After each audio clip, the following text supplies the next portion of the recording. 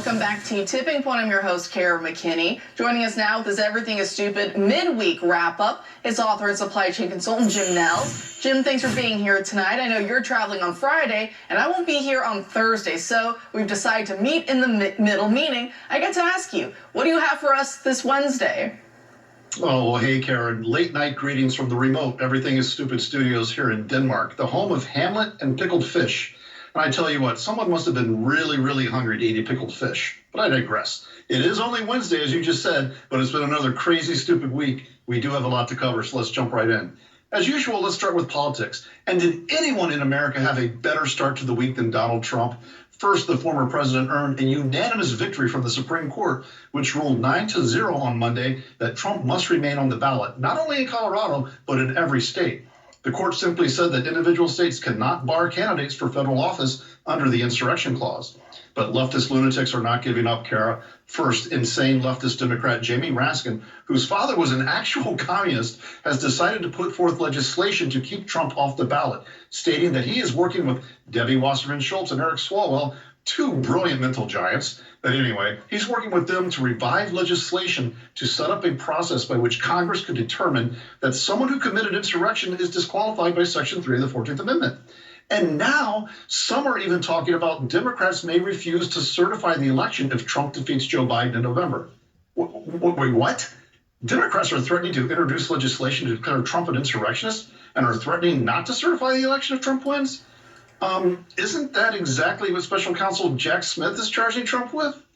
Mr. Smith, who does look like a cult leader, charged Trump with 3 counts of conspiracy and 1 count of attempting to obstruct an official proceeding. Can we just preemptively charge Jamie Raskin and his band of losers with this? I'm asking for a friend. But Trump wasn't done. Polling data pointed to disaster for Sleepy Joe. Trump leads Biden amongst Hispanic and young voters, according to a USA Today and Suffolk County poll from January. Trump is winning Hispanics 39-34. Biden won 65% of the Hispanic vote in 2020. Trump also wins the youth vote 37-33. Biden is even losing the support of black voters, with black support falling to 63%, down from 87% in 2020. Do you guys remember this? If you have a problem figuring out whether you're for me or Trump, and you ain't black. Man, I guess a lot of blacks are no longer blacks. How's that working for you, Joe? And hey, what's that noise? That's right. That's the Trump train, and it continues to roll. Trump dominated Super Tuesday, winning every single state except Vermont, destroying neocon Nikki Haley, driving her out of the race. Oh, and Joe Biden lost the primary in American Samoa, and we saw uncommitted garnish a large part of the vote in Minnesota, Massachusetts, and North Carolina. That wasn't the only bad news for Biden. The Biden crime family had as bad a week as Trump had a great week.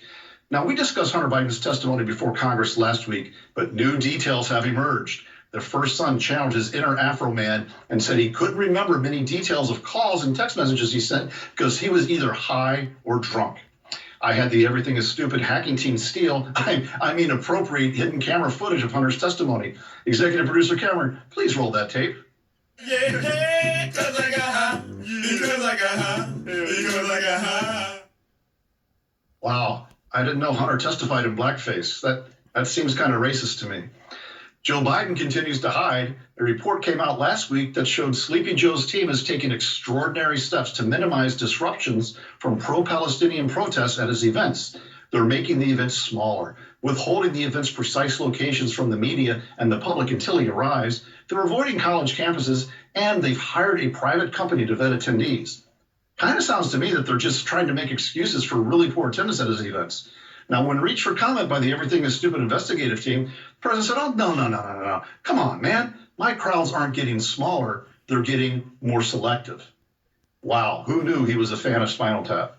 And in a bizarre move, border and AI czar and famous word salad chef Vice President Harris called for an immediate ceasefire between Israel and Hamas, stating, given the immense scale of suffering in Gaza, there must be an immediate ceasefire for at least the next 6 weeks.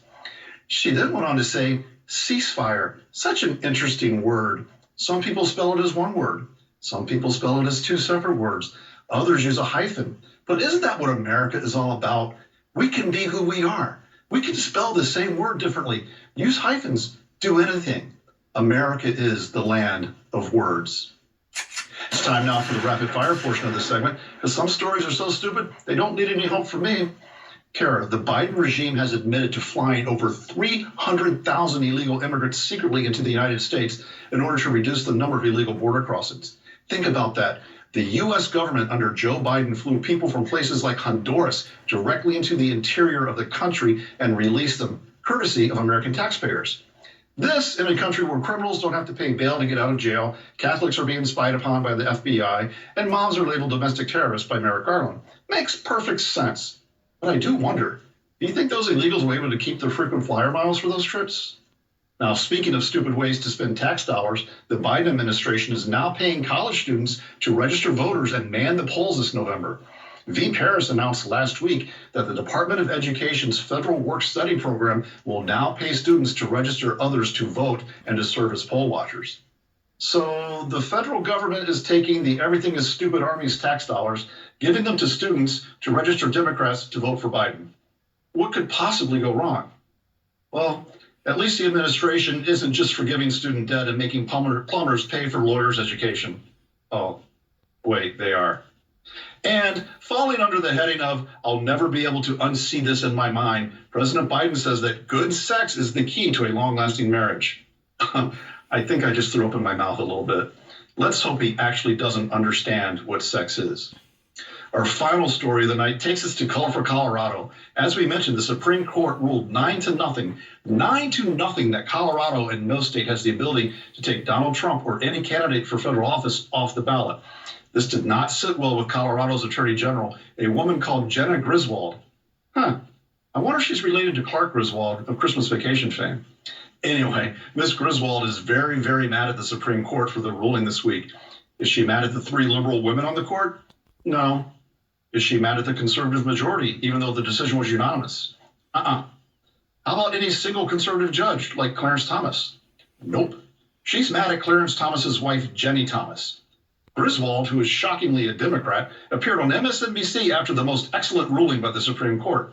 During the interview, she said, and I quote, I think this court has had obviously some pretty big issues, whether it has been Clarence Thomas's wife's role, gifts that have gone underreported, and there are some pretty big decisions that have come out of the court that I highly disagree with, and I think strip Americans of our basic human rights. Let's unpack this a bit. She's mad at Jenny Thomas, and she's mad at justices getting gifts, allegedly. Okay, let's examine that. Well, Justice Ketanji Brown Jackson received a $1,200 congratulatory floral arrangement from Oprah Winfrey. And Justice Sonia Sotomayor received nearly $150,000 in book royalties from her publisher. And late super liberal Justice Ruth Bader Ginsburg took a trip to Israel in 2018 that was funded by billionaire Morris Kahn, a man who had business before the court just a year prior. But the Colorado AG wasn't mad at them, just with Justice Thomas's wife. So, Jenna Griswold, because you brought such a stupid lawsuit against President Trump, because you lost your case 9-0 with all liberal justices saying that you couldn't do what you did, and because you let George Soros fund that lawsuit, and because you went on MSNBC and made a complete fool of yourself, you are this week's Everything is Stupid Person of the Week. Kara, that's it from here in Denmark, but don't worry, we'll stay on top of these and all stupid stories no matter where in the world they may take us. In fact, next week they'll take us to Luxembourg. When news breaks, we'll fix it because everything is absolutely, positively stupid. Back to you in the studio. Jim, I could have lived a long and very happy life completely in ignorance. You know, as they say, ignorance is bliss. If I hadn't seen that headline, I saw it a few days ago. I let it get out of my mind, and now you resurrected it for me. But Biden and his secrets to a happy, long-lasting marriage. Not that the advice itself is bad, but coming from Biden and the Biden family and some of the stuff we know they get up to, it's a little much. But Jim, I really do appreciate it. Thanks for joining us tonight. Have a great evening. Thank you so much. And when we come back.